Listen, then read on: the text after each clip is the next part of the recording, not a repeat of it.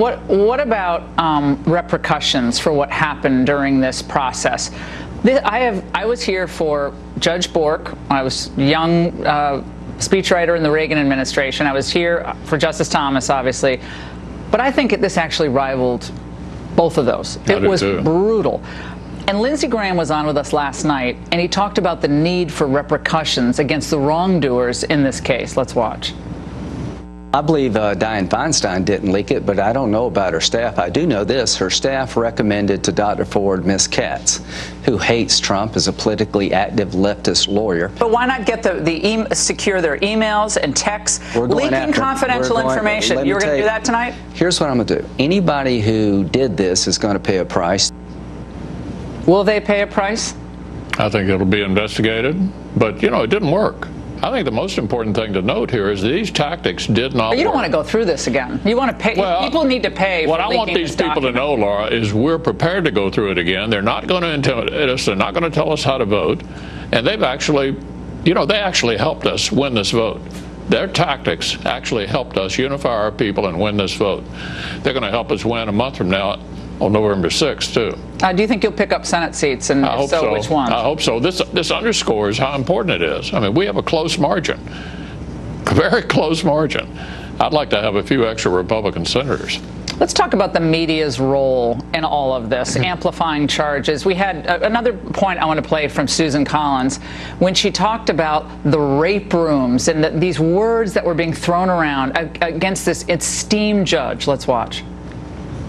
The allegation that when he was a teenager, Judge Kavanaugh drugged multiple girls and used their weakened state to facilitate gang rape.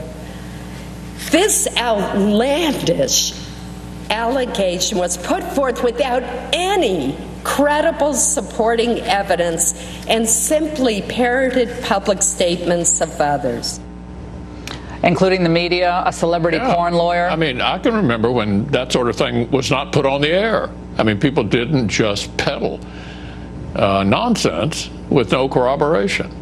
That really exacerbated the problem. And a lot of the Senate Democrats, of course, would mainstream that stuff right into their discussions and try to convince everybody that it somehow happened. No corroboration at all, just rumors all over the place.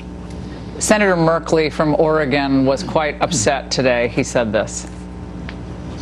Chuck Grassley, the chair of the committee, and Mitch McConnell, the majority leader,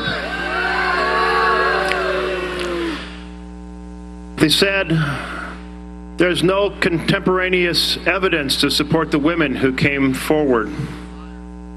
That is not true. What are we missing here, Senator? I don't know what he's talking about. There was no evidence to corroborate any of the allegations against Judge Kavanaugh. Maybe he's on a different planet. I'm not sure. Right now, when you look back on this last couple of weeks, and you've had an incredible run of confirming circuit court judges and district court judges, but just this experience, lessons learned for the Republican Party, the Senate, maybe the president going forward. Well, I think we reaffirmed that in this country, you're presumed innocent. The presumption is in favor of innocence. We also relearned that you should not allow mobs to intimidate you. And I think it's a good lesson for us. I think it unified our conference, made us excited about the November election. It was good for the American people to see that these people were stood up to, and they didn't get away with it. They did not win. That's the most important thing. How radical has the Democratic Party of today become? It's a pretty wild bunch. I mean, it's pretty clear they were willing to do anything, say anything, to try to win. No boundaries. You still have close friends in the Democratic caucus after all this, or motion's pretty raw?